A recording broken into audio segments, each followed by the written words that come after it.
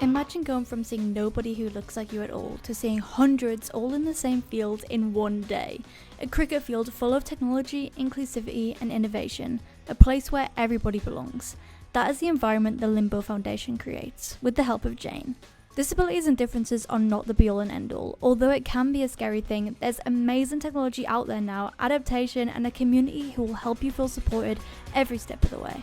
This is the story of the LimbBo Foundation. Hello everyone and welcome back to Tilly Talks Tech, the podcast where we explore the future of technology and humanity. And this episode that's all about coming together in a community that supports and uplifts each other. One that's very, very close to my heart because it's a limb different community. Today I'm joined by Jane, the founder of LimbBo Foundation, who is an amazing woman I've had the privilege of meeting and attending her events on several occasions. The LimbBo Foundation is an organisation that works on supporting limb different children and their families. Whether it's throwing a pirate party, an adventure day down in Barnsley, it's always a party, it's always the place to be, and it has a real lasting impact. In this episode, we talk about the story behind LimbBo, the children and the families it supports, and how technology and innovation are helping to open up new opportunities for so many limb different people and children alike. Let's give a super warm welcome to Jane.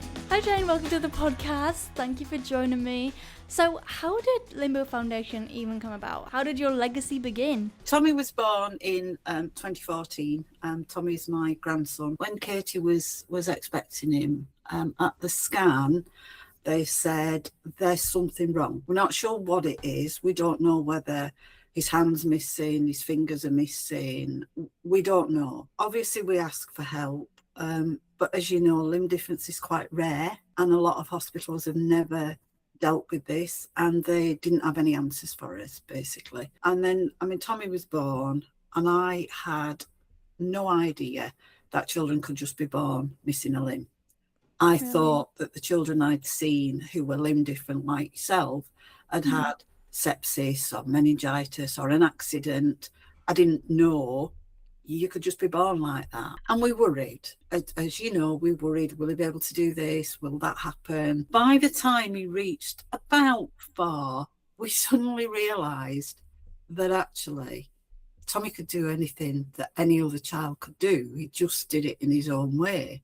And he's a gorgeous little boy. He's loving, he's happy. And we just said, why did nobody tell us this when he was born? Why was it all we got was this is not, and this is worrying, and it's not. It's just Tommy. And we sort of said, well, do you know what? Somebody needs to do something about this. And sometimes, Tilly, you just have to step up and say, right, okay, that needs to be us. We decided we would try and put a charity together. There was the 4 of us. We'd got no money. We'd got no idea what we were doing, but we wanted to give it a go. So we sort of threw ourselves into it. And to cut a long story short, our first adventure day, the first time we got people together, we had 28 people there. And I didn't sleep for a week before that, because I was like, what if we let them down? What if this is not what they want? And at the last adventure day last year, we had 700 people. I know, which is crazy. Yeah, we're organised chaos. And yes, the kids can play and do whatever. Underpinning all that is a real sense of belonging, family, and these kids will have the support they need. Parents sort of messages in tears saying it's the first time they've never met another child like them. Yeah. It's the first time they've never hidden their arm. At camp last year, I sat with a woman sobbing, absolutely sobbing, not because she was unhappy, but because she'd actually seen her son being accepted, come out of his shell. It's just awesome. And that's what we do. It's so awesome. And actually, funnily enough, when I was a kid, I never heard about any days like this. I'd never been to anything like that, to the point where I believe Adventure Day with LimbBo was probably the first time I went to an event which was full of people who were limb different. And I mean that genuinely. That was the first time that I was surrounded by loads of limb different people. Crazy, because I would have been 15, 14 maybe the first time. Yeah, when people come to us at 14, 15, that they're almost entrenched in hiding and being a bit nervous. And the little ones, are just off, and it's gorgeous to see them playing, and they've grown up with us. And I mean, in these sort of 8 years we've been running events, I can see children who've grown from like toddlers who are now as big as I am and come running over to give you a big hug, and their grandparents have come to volunteer. It is a family. Yeah, tell me about like the stuff behind it that makes it happen. We're all volunteers. We are putting more grant applications in, but we work from LimbBo HQ, which is Adam and Katie's garage, which has been converted, to the lady from Arizona who messaged us and said, please, can I come and look around your organisation? We went to say, no, it's a garage in Barnsley. But that, people are surprised and think we're bigger than we are. We're not. We were getting lots of requests from people who were in the same situation, who had found out they were having a baby or just had a baby with a limb difference and didn't know where to go. Yeah. So one of the first things we set up was a welcome pack. This is our welcome pack. It has a baby grow, a t-shirt, and a mitten for upper limb different children that my Darfield knitting ladies do for when their little arm gets cold. Yeah, my nana knitted me some of them as well. But that's it. So they knit them for us, and we've got loads. So all the booklets, and we send, this is our LimbBo Teddy. No. And you'll see he has a little card there. And Amy, who does all our welcome packs, her daughter Isabel has a limb difference. And I don't know if you can see, it says this bear was hugged by Isabel before. No. Because she went in one day and she'd lined all the teddy bears up on the floor. And she said, what are you doing, Isabel? She said, I'm just giving them all a hug before you put them in so they know they're going and they're loved. Oh, bless her heart. That was the baby pack.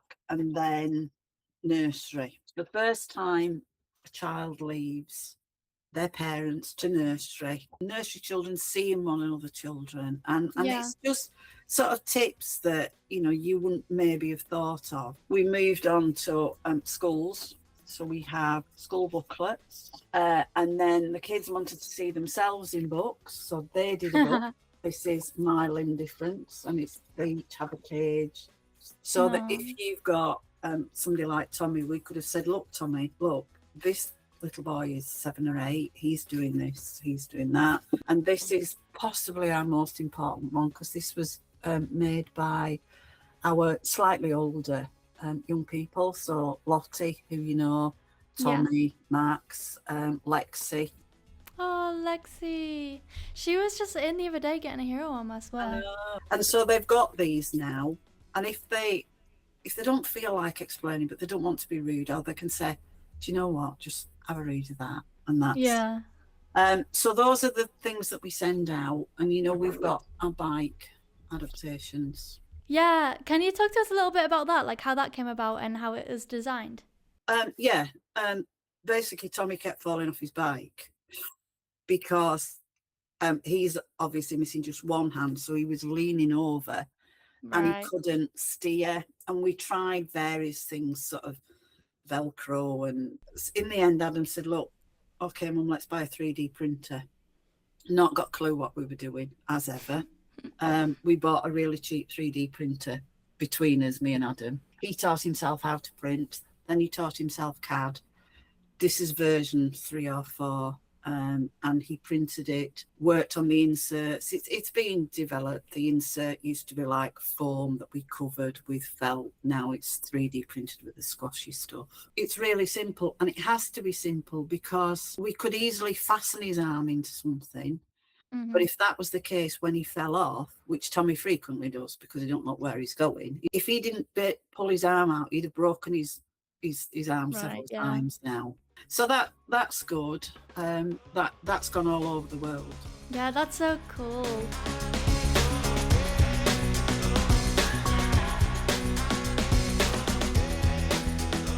Obviously with Tommy, like you can like observe him, see what he struggles with. Because of the community nature of it all, there'll be so many other kids who are struggling with the exact same thing, And through working with Tommy, you're able to like create these things that are going to make an impact for like probably like the majority of the kids who do come to LimbBo Day. Yeah, I mean, we've got, as you know, sort of 8 or 9 youth ambassadors, and we test things out on them, literally. We work with other companies who send us things to sort of try. I know Yeah. Tommy tested it's called a nimble. It's not scissors, you put it on the end of your finger and it cuts it. Isabel tested a chopping board, cutting things. Callum did a toothpaste dispenser. So we use them because they'll be honest, and Yeah. that don't work. That's the best thing about kids. Yeah, oh yeah, they'll tell you if it's not working. You know what else I was toying with the idea of, because we always have people on the podcast who are like adults, and I was like, actually these kids have so much to say, why don't we do an episode where we just get all the kids on and we just have a real combo. It'd be great to get the youth ambassadors on. Yeah, it's not easy at all building up a foundation like this, and there's probably loads of people out there who have a cause they're so passionate about, but like you at the beginning, they like don't know where to start at all. What were like the main sort of battles for you when you were forming this organization, and what is like still a struggle even today? One of the hardest things was to make sure we were doing everything right, so that once you are accepted onto the Charities Commission as a registered charity, that opens lots of doors to you. You can't expect or hope that businesses and big companies will donate to people they don't know unless you are regulated. So that's the first thing. You have to get that right. And it's a slow burner, and it takes about a year, and it comes back, but they keep helping you and saying, right, you need to alter this. I would say reach out to other charities, contact LimbBo. We'll tell you what we did. Build a team around you, build a family of supporters. And if parents of children are saying, can we help? The answer is yes, you can. Please tell us what you can do. Be aware that it will take a lot more time and effort than you ever dreamed it would. And I think what we struggle with is everything's a balancing act. We want to help everybody. Sometimes we haven't got enough people, enough time, enough structure. And I've just put in an application for a big grant. I sort of took a deep breath, rang who it was and said, are we too small a company to apply for this grant? And they said, no, just do it. And use your local community. Barnsley's been brilliant. I know everybody laughs and says Barnsley's, but the Barnsley people have been absolute stars. Barnsley is great. That's so cool. Yeah, you have a right team around it. I love it. And that's so evident as well, like when you're at the events. Like I've been to the pirate party, I've been to the like adventure day down in Barnsley. Like the atmosphere and the energy is like so electric and like fulfilling as well. Like everybody is just here to support each other. For anybody who hasn't attended those events, like how would you describe the energy and the atmosphere and what happens on those days to anybody listening? It's quite overwhelming for some people. I know I had one mum say, I turned up and I could see all this happening and I just sat in the car and cried and I didn't know what to do. Really? Because the emotion of almost like I found my tribe and now need to see if they'll accept me. But you walk in, it's a cricket field, as you know, but it's a huge cricket field, and we try and have activities that are fun and messy. We try and have prosthetic companies. We have people that can help as much as we can. There are certain things that are non-negotiables. We give everybody a T-shirt of the same colour with the same logo on that says LimbBo on. And yes, it costs us about, I think it cost us about £5,000-6,000 last year for everybody to have a T-shirt. Wow. But that's a hill I'll die on, because that gives everybody that sense of belonging, that absolute sea of colour. Yeah, that sea of red, that sea of purple, whatever it is, I belong. And parents say they won't take it off. They've slept in that T-shirt for 3 days. Can you tell them they've got to take it off now? they need Jane to step in and be like, guys, Take the t-shirt off. And now there is a thing after Adventure Day, they put up a picture of them in their t-shirts from previous years, and you can see how many they've attended by how many colour t-shirts. The atmosphere is great. Everything from I have some retired ladies who sit and do knitting to do the knitted mittens. We have Creature Ark who comes with a snake and spiders, and last year we had the climbing wall that we told Woody wouldn't get down there, and did, and everybody loved it. We Yeah. have gaming van, face painters. We've got axe throwing this year. Oh my goodness. That is crazy. And we have people message and say, how much money will I need to bring? And we're like, no, everything's free. We always said we didn't want any family to miss out because of financial circumstances. And then that comes back in droves because our parents say, look, we could afford to pay, we want to pay. And we're like, no. So what we have in October is our October fundraiser. And the first year we did it, we said to parents, do you think that you and your child could do something fun in October and raise £1 a day? So you raised £31 for us in October. They raised £13,000. And they were raising hundreds, thousands. And they were doing what they wanted to do. He's read a book to his little brother every night this month and been sponsored. This is my favourite story ever. One mum decided in her wisdom that she would get a little girl to paint a rock every day because she liked painting rocks. On the final day, she put a picture on of her, completely pink, covered in pink paint, standing in the bath. And she put, Mummy's really glad that we have made all these rocks. Mummy's also glad she will never paint another rock ever again in her entire life. We've got no income stream, regular income stream, and we don't charge for anything. And people said that won't work. But it does, because you've seen it works. Mm-hmm. And you know what I think it is? I think it's because you're doing what you're so authentically passionate about.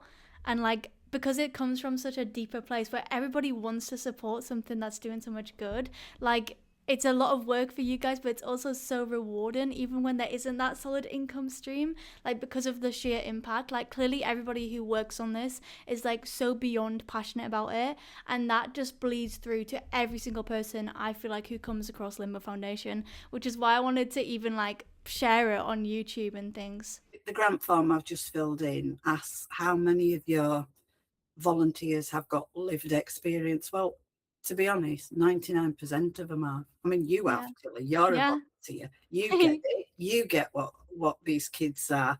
And, you know, I mean, that little boy's face when your hand went across the table. Oh, it was so sweet. So funny. He was like, it's just, but that's it. I mean, it's no good sort of just saying, oh, and there is this. It's like, it's here. Yeah, that's what I was gonna say. Like, there's so much going on an Adventure Day and all sorts, but there's also like so much technology, and there's so many like options for like how you can progress forward in your life with a limb difference. Because some people would opt to not wear prosthetics and run around going crazy, like you see the toddlers doing. But some people who are maybe a little bit older, they're really intrigued, and the kids think it's epic when you see these bionic hands and stuff. What has been like the craziest tech that you've seen at your event, and how do you find the children's reaction to that? It's really difficult to say. I think the most memorable to me was the first time that Open Bionics came to Adventure Day. And Tommy and Lottie must have been 7. They sort of went over to play, and it was like a switch. It was like we couldn't get them to come away. And the joy in their eyes, they were absolutely just laughing, and we were like, no, you need to give it back. And I said, no, we want this. No, well, you have to give it back. They were like, we want one. And it's giving that aspiration. It's okay to aspire to this. Yeah. And I mean, I've seen so much, from Koala to the little Joeys, that is just like a little sort of toy that they then put on their bike, to the hero arm that now several of our children have got. it's just so much. So I mean, we keep looking for new things for Adventure Day, extra things. The more we can sort of give to people. And if you come across anybody or anything that you think, obviously we've got you down to come this year again. But if you come across anybody that wants to come, there's always a welcome. Yeah, of course. It's the highlight of my year. And even when we had the big Hero 3 week the other week, we had a bunch of kids in and we were all talking about when we're going to get together for LimbBo Adventure Day. We look forward to it. You don't come to one LimbBo Day. No. Once you've been to one, you come to them all.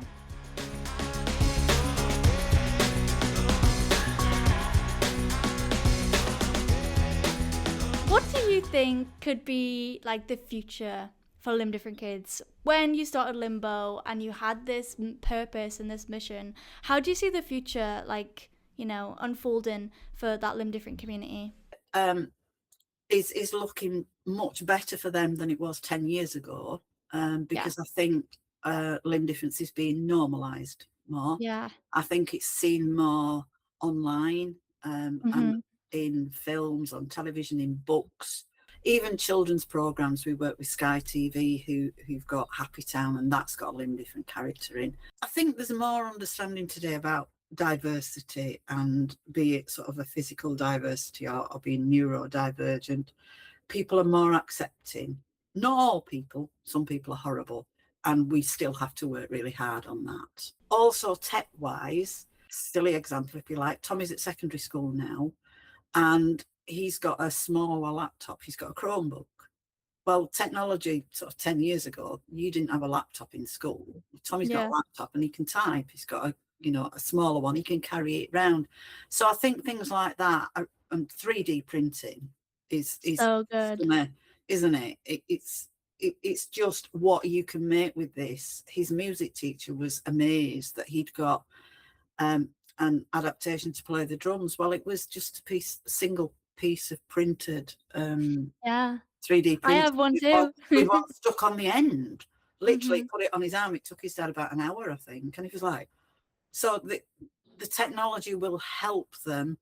And also I think that the normalisation is good. Definitely. I mean, I was speaking to two other girls on the podcast the other day, and all of us are in our 20s. They're amazing in the representation space. I had Ashley on, who was Bionic Barbie. She was in Barbie and Wicked as being limb different, and then Gracie's in Bridgerton, which is the most streamed show on Netflix, and both of them are literally paving the way when it comes to representation. And we were talking about how it's so clear to see that impact. The stairs and the pointing has just gone down immensely, which can only be down to one or two things: education and representation, right?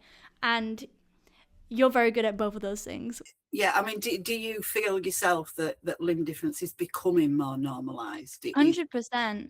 100%. Yeah.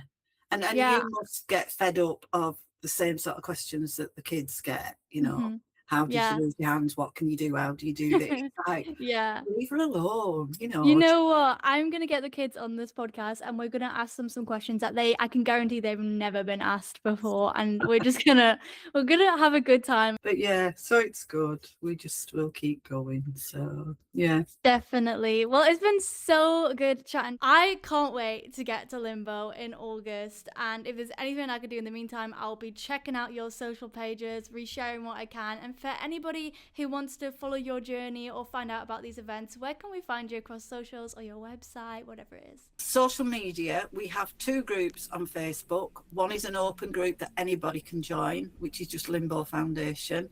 The other is a closed group, which is for parents and families. We're on Instagram, which is LimbBo Foundation, and www.limbbofoundation.co.uk. But if anybody wants any of our literature or information, my email is just jane@limbbofoundation.co.uk. Please get in touch.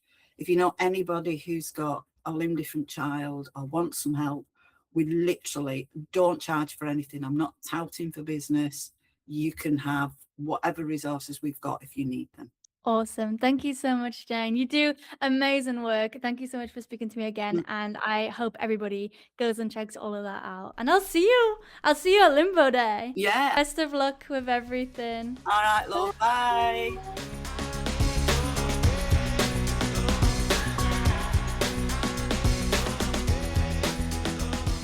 Oh, that was so good. Honestly, Jane is a legend. Every single time I go to a LimbBo Foundation event, I leave feeling so like fulfilled. And the other thing is like, it's so right. You never see other people with limb differences. When you're in someone like a cricket field where everybody has a limb difference, I literally find myself like double taking other people who do have hands when I leave that scenario, because you get used to just seeing everyone with no hands. It's crazy. But yeah, definitely do check out LimbBo Foundation on socials. Their new website coming soon. They do incredible work, and they also showcase loads of sweet tech which can hopefully assist these kids into the future should they want to use it. Thank you so much for listening to this episode of Tilly Talks Tech. I really hope you enjoyed it. If you did, make sure to like, comment and subscribe, share, and let me know who else we need to get on the podcast. I will start sending out invites and filling up these diaries. If you are attending any sort of LimbBo Foundation Day, I will see you there, especially the one in August. I cannot wait. And yeah, I'll see you next time.